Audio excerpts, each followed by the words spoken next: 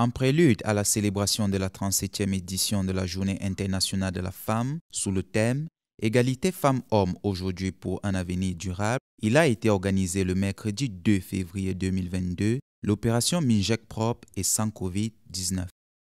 Placée sous la houlette de Eyinga Yvette, épouse Binam, point focal genre Minjek, cette opération s'est déroulée sous tous les lieux de service respectifs.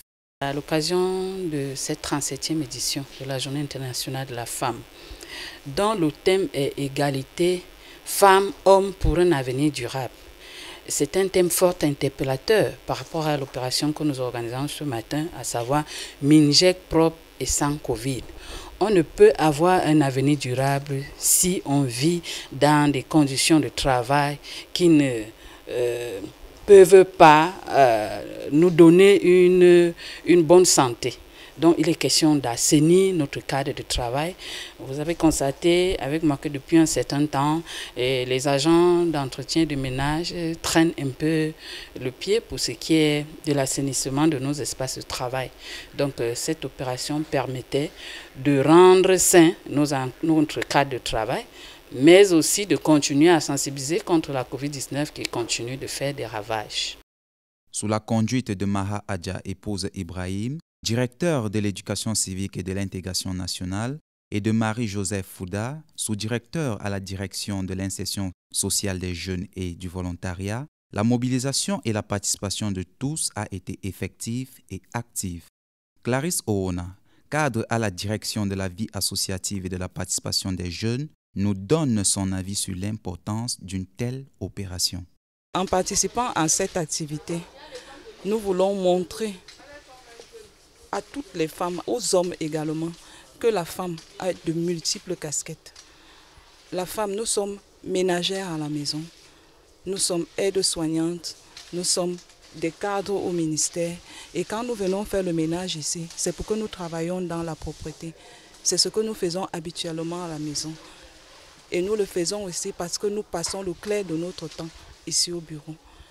Makuba, épouse Mpande, chef service des affaires générales au programme d'appui à la jeunesse rurale et urbaine, a insisté sur la nécessité de la participation de tous. Le contexte actuel nous impose un minimum de propreté.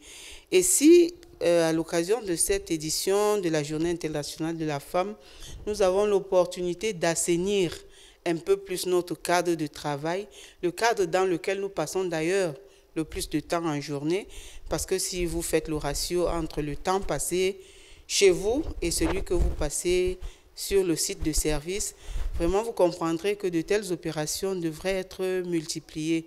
Nous disons simplement merci au ministre de la Jeunesse et de l'Éducation civique qui nous donne de garder à l'esprit qu'un corps sain devrait rester dans un cadre sain. Andela et Catherine Medine Avidi, en tant que délégués du personnel au Minjek, donnent leur avis à notre micro.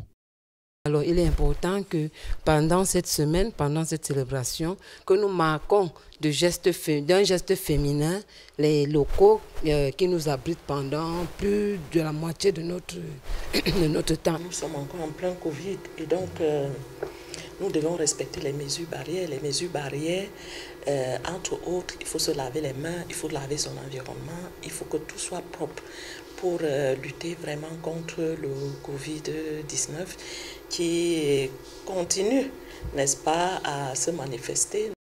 Dès lors, cette opération a permis de remettre au goût du jour l'importance de la propreté dans un contexte sanitaire actuel dominé par la résurgence de la pandémie à coronavirus dans la perspective de la complémentarité homme-femme.